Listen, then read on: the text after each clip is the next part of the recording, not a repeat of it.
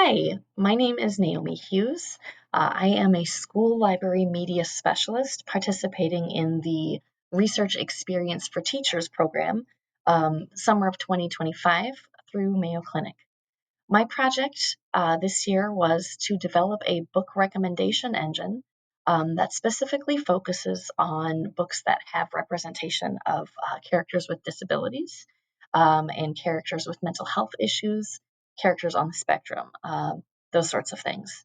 And my reasoning for wanting that book recommendation engine is because I wanted a way to pair library professional knowledge with the power of that AI generation and the ability to very quickly get results.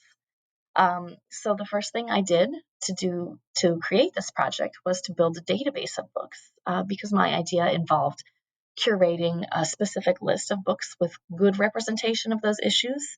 Because unfortunately, there is a lot of bad representation out there, particularly the further you go back for the publication date. So I wanted to ensure that my book recommendation engine would have access to those kind of vetted resources and recommend books from that curated database. So I built that database on Google Sheets, and I used some APIs to fetch metadata from sources such as Google Books. I also used some of our library vendor non-copyrighted knowledge, such as to pull information like the book genre and the summary and things like that. Once I had a list of about 100 books with that metadata, I uploaded that Google Sheets into a custom GPT that I made on ChatGPT.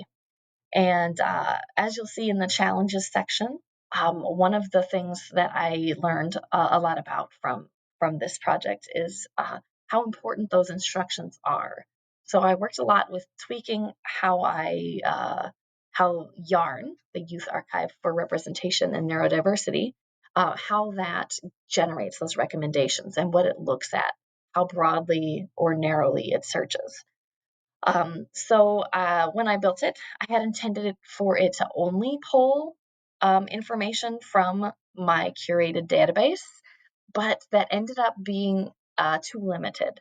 And because of issues with retrieval augmented generation, I was limited on how many books and how much metadata I could include before I started getting into issues with things like needing to do embeddings or chunking, or things that are kind of beyond my coding skill for this summer project.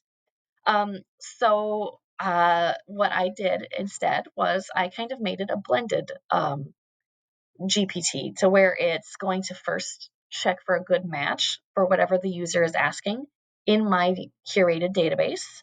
And if it can't find a good match, then it's going to search the internet. And it will have some specific restrictions to make sure that it still gets really good quality results, books that have been vetted by like library professionals, in order to make sure that it's giving uh, recommendations that have that good representation that we're looking for.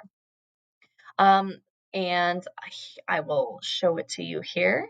It is public. So here's a query that I just gave it.